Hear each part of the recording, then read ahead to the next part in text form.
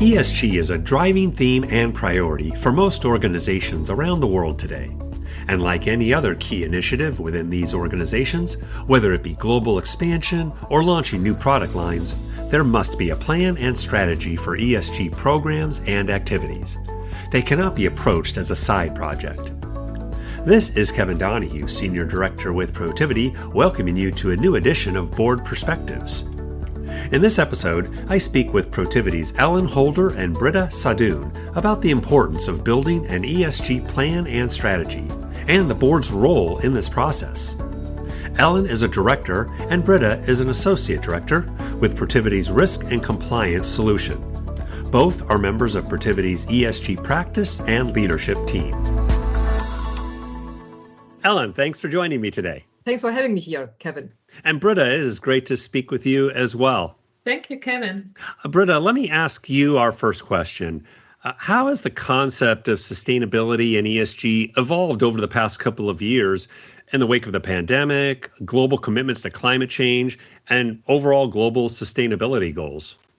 Yeah, sustainability really has, as a concept, a long history. And so let me start. It goes even back to a German miner that I don't want to tell the whole story there, but it's from the 17th century already. And for today's discussion, nowadays we would refer to the Brundtland Commission in the 1980s. So again, decades ago. And sustainability really deals with long-term developments. It involves global politics and ties in businesses and other stakeholders' interaction as well. And so sustainability is always bridging different interests and issues. And this is also the reason why it's so complicated and seems so complex. And this is why we need systemic thinking. I can give you an example. We have the world conferences, and they defined the environment and development long time ago. And we also know the COPs for looking into climate issues. And there really everything comes together. As part of global governance, we have the states, we have private businesses and their associations, the non-profit organizations. And so they're finding a common ground. It's really difficult sometimes, but also necessary to tackle this concept of sustainability and ESG. And then we always had seen these positive and negative times for issues of sustainability. And at the moment, when we look at it and see how the world gets disrupted and human suffering evolves with the global pandemic and also wars and conflicts, such, for example, the Russian war of aggression against Ukraine, sustainability issues sometimes get in the background. And one could think that's the way it goes. And on the other hand, all these issues are clearly linked to sustainability issues, and the relevance even grows. So good health and well-being, for example, are part of sustainability concerns, and peace, of course, is a fundamental need of humankind. So when we are looking from the business side there, it's really setting goals so that you have this orientation in this whole complex field of sustainability. And we do also see that in contrast to what some have expected, the journey there really continues, becomes more and more important, and the tendency to make rules for ESG and sustainability to become mandatory and hold organizations accountable is growing, as we can see with the Green Deal in Europe, for example, or the SEC developments in the US. And we do see a market restructuring when it comes to standard setting with the ISSB and the European EFRAG, for example. So ESG is extremely important exactly to manage risks and opportunities in challenging times, and to also have this long breath when things evolve as not foreseen. That's a great rundown. Thank you, Britta.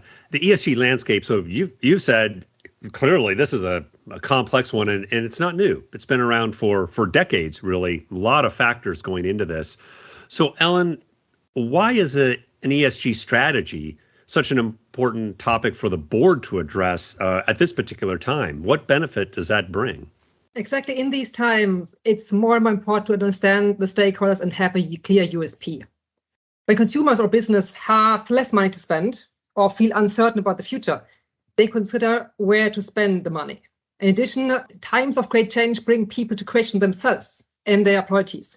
Just look at the Great Resignation or the Big Quit. So each organization is in a different situation with different stakeholders, different business models, size, industry, regulatory requirements, or media attention. The stakeholders vary and the expectations vary.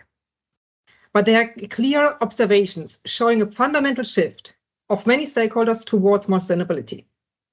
For example, consumers. They're interested in green and more sustainable products. Or employees, they want to work for an organization with a positive impact on society and environment. Investors, they want to invest in more sustainable products.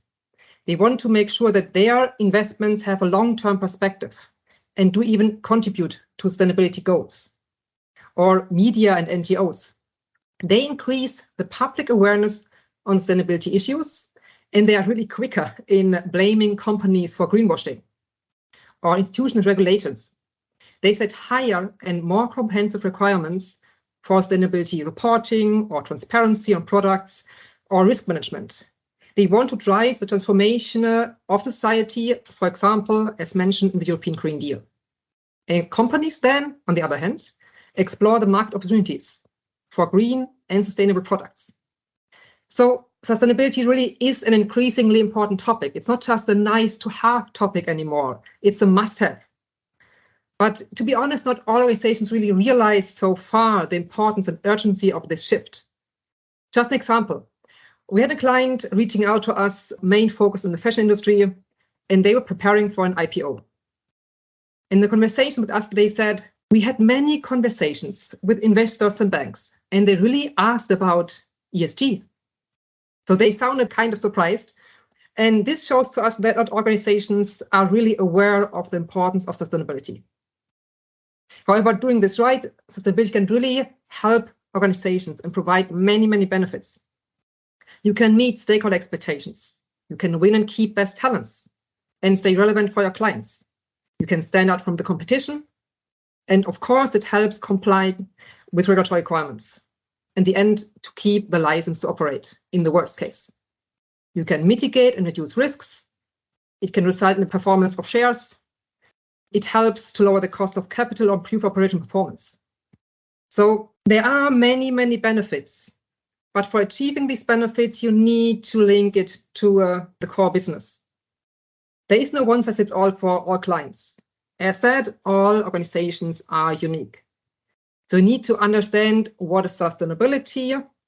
And if we want to do so, there are many, many definitions, say it this way, and some sound very theoretical. The question then is, what are the key elements? What does it mean? So one part is about, when you talk about strategy, sustainability is a continuous journey with risks and opportunities. It also means you will never be perfect, to be honest. It's about ESG. It's not just climate, but also anti-corruption, ethics, human rights, sustainability, or supply chain topics, water, biodiversity. And there are no blueprints, no out-of-box solutions. You need to connect to the core business. Otherwise, your efforts will just feel flat or be wasted. So you have to think in two directions. The impact you have on society environment, the inside-out impact, for example, your emissions.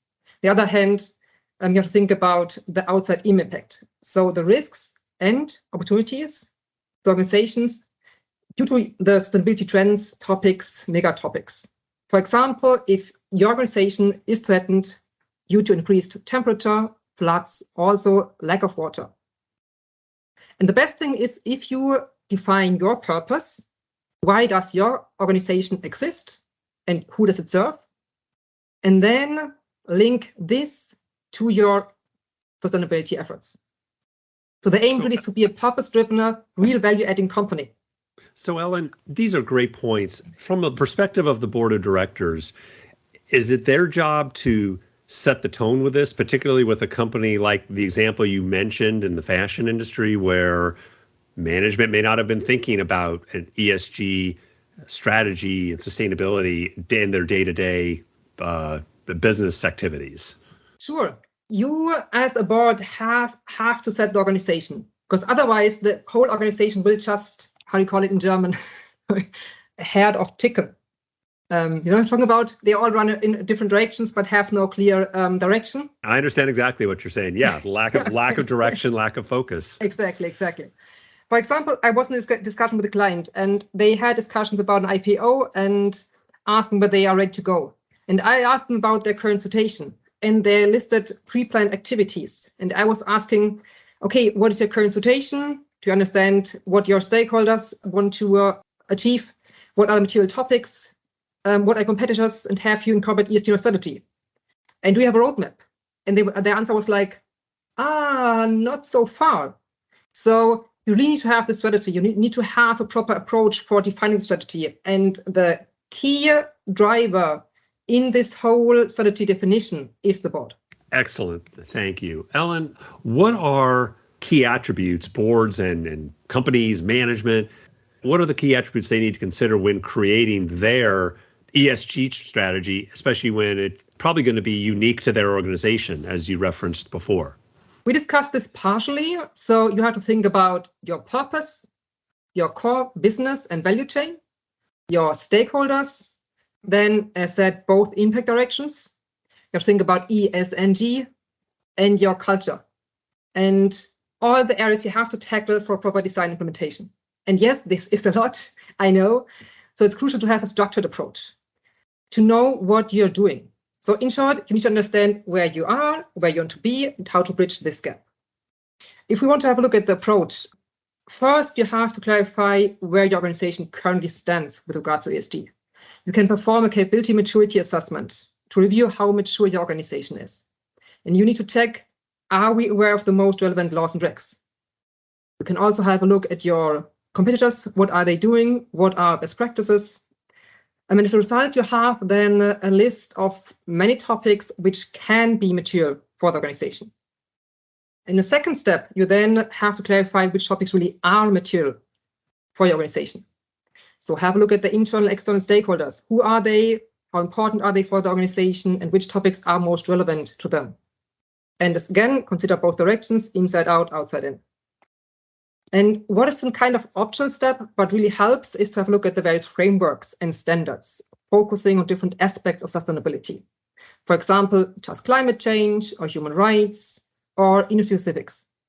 And then select the ones you want to use for your orientation.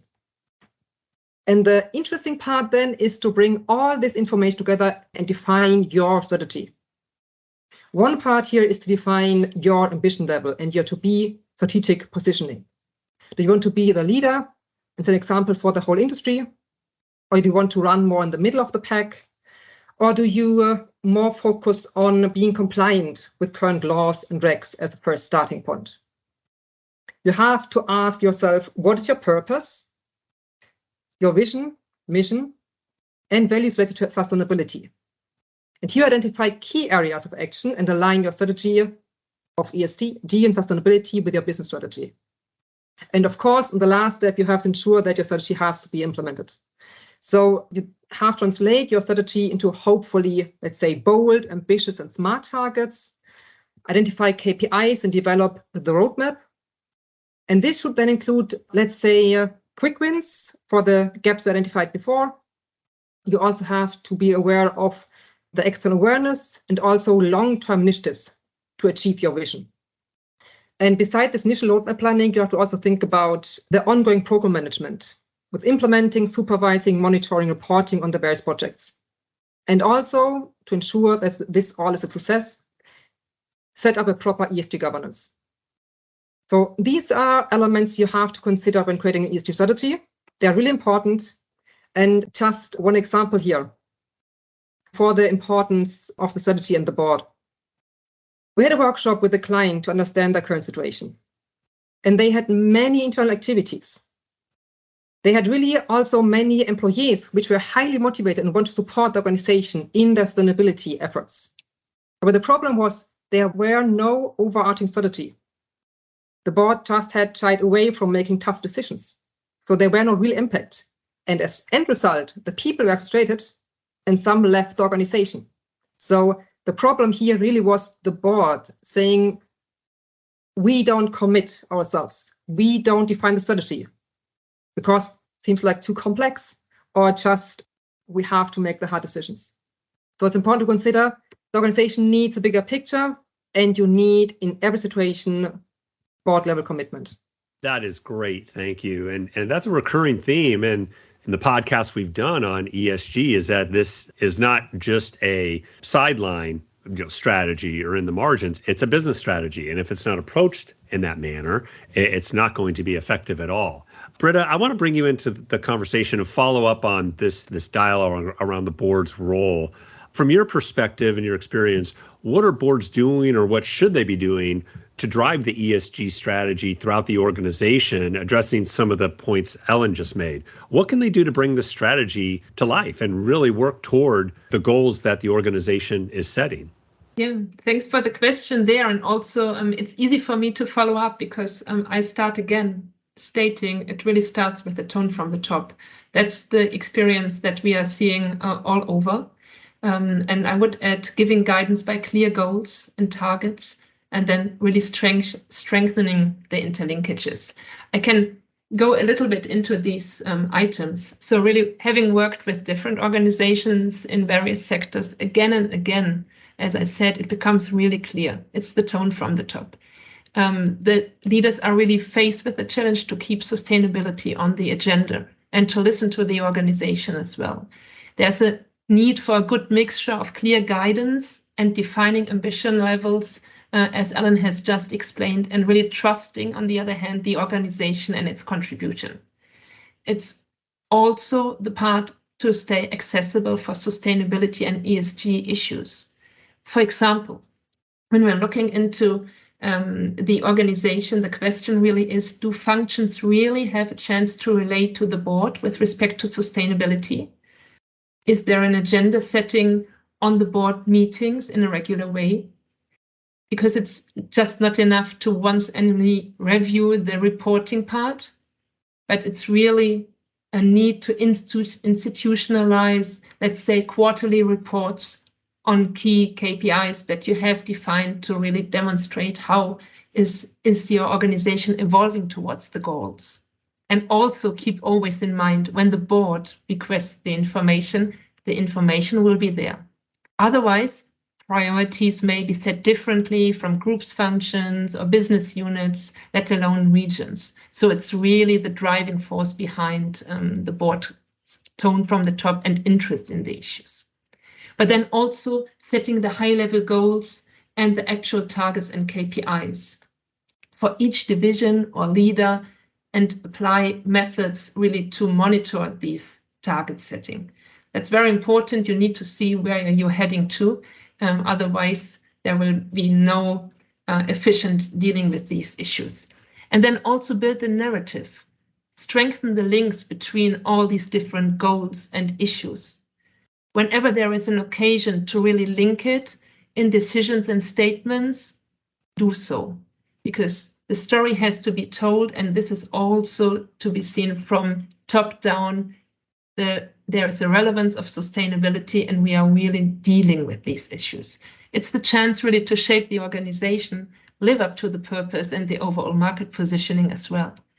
So to summarize, tone from the top, high-level goals, build a narrative, and really have the clear way to lead and develop the roadmap there. That's great. And a quick follow-up. Amid all those activities, how should or how do boards approach these sustainability goals while still focusing on profits? Well, actually, I personally think it has to go hand in hand. So it's all about how do you really integrate sustainability and ESG in your business decisions. You need to have the short-term perspective, but also thinking about mid-term, long-term perspective of the organization. And there it goes hand in hand. You have the chance to really keep risks away from the organization and manage risks. And on the other hand, really discover new areas where you can expand your business, be it with services or products, where you can attract more talents to your organizations with the help of sustainability and ESG. And so for me, it's not a contradiction of first and second line, but it's really an integrated thinking is needed at that stage. Perhaps just to add here something.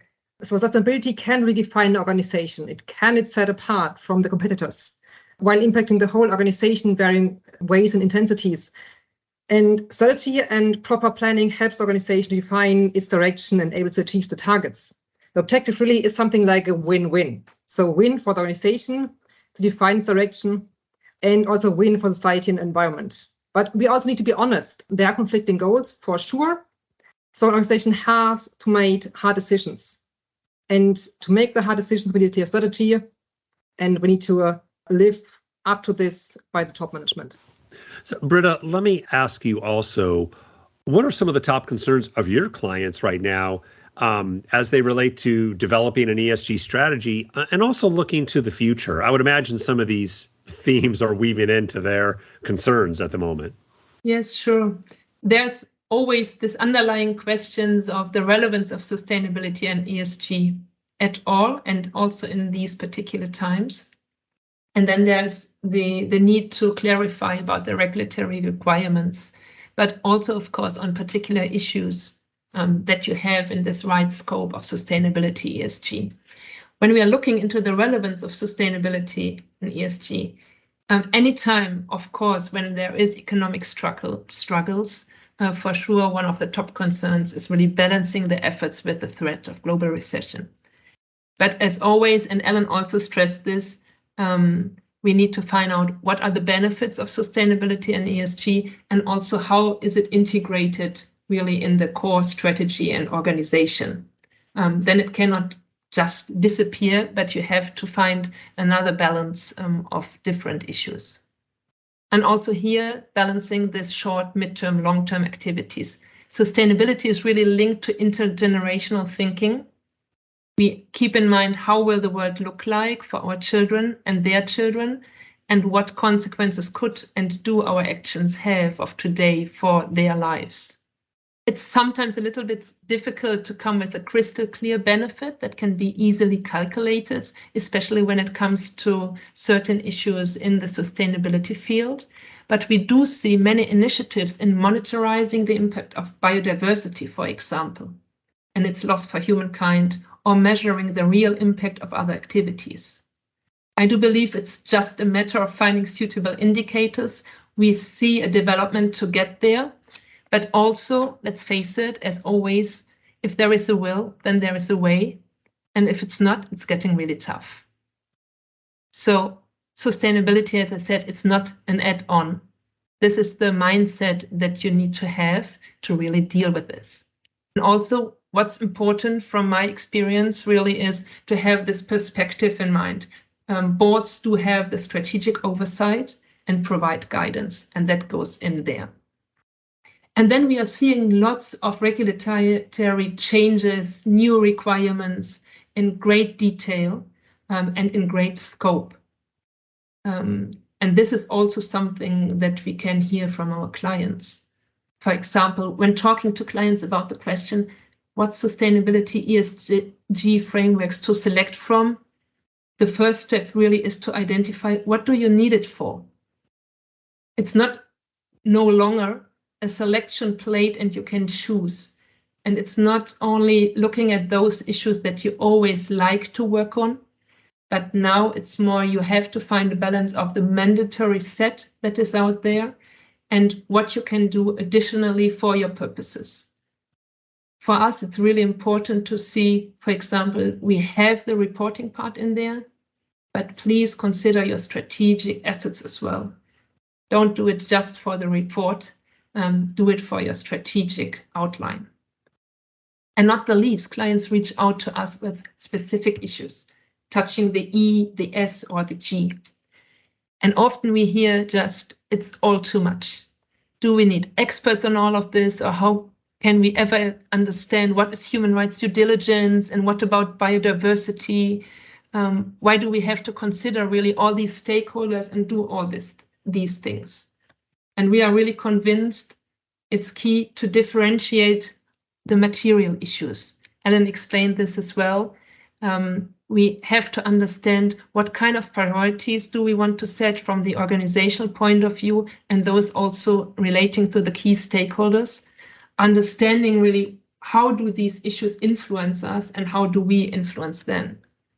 And then, for example, if we talk about the human rights due diligence part, to pick one of these issues, their boards, again, have a crucial role to play. So human rights, we all relate something with it, but relating it to the really core business activities, that's another story.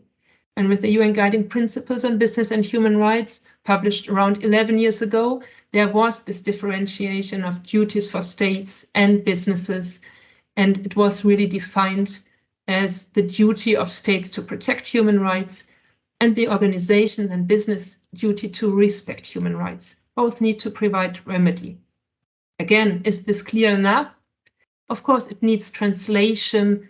And from my experience, it's really necessary to fill these abstract terms with real-life examples, relating it to the value chain of an organization, not only the supply chain, but also including it, and then opening up the different dimensions and explaining opportunities for action. And again, finding out the benefits for the organization dealing with this. I absolutely agree. Sometimes we see the organizations really just struggle with the simple things, just to get this implemented, because it seems to be too complex and they have too many internal stakeholders, too many projects which don't align. And here it sounds simple, but typical project and program management helps. So it's really about don't overburden the organization and be able to vary the speed. Have proper tracking of your progress and, for example, use an internal dashboard, and also develop internal expertise for these ESG topics. As often said, best people are worth 10 times more than the best pros and technology, but don't forget the pros and supporting technologies, because you will need technical support to manage the data you get from all different perspectives. And also one part is about starting too late, because it's like the chicken and the snake. If you're just kind of frozen, then you get in real trouble. So really be sure you start early enough for meeting regulatory requirements, especially for global organizations. Sometimes you have overlap of regulations. So be efficient, understand the overlaps and map your activities. There are so many temptations for doing good things. So you have to define what means sustainability for your organization. Link to your purpose, define the strategy, and then stick to it. You need to focus. You only have limited capacities and resources, and you cannot save the world alone. So be smart, be efficient, and link sustainability to your core business, and then stick to it. Focus. This has been a great conversation today. For our listeners, I want to remind you, you can visit protiviti.com/ESG for more information, including past podcasts in our ESG series. So final question for both of you. Britta, I'll have you respond first. Kind of going through our conversation today and this big topic for organizations to address, what is the key takeaway, or what are some of the few key takeaways that you have for board members today with regard to ESG and the strategy around it? Yeah, thanks, Kevin. If I want to summarize, again, let me stress boards really play a crucial role in setting the sustainability ESG agenda. It's not somewhere in the organization. It needs to be at the top of the organization as well. And then make absolutely clear the benefit of the sustainability ESG issues, both for your organization and for society and the environment.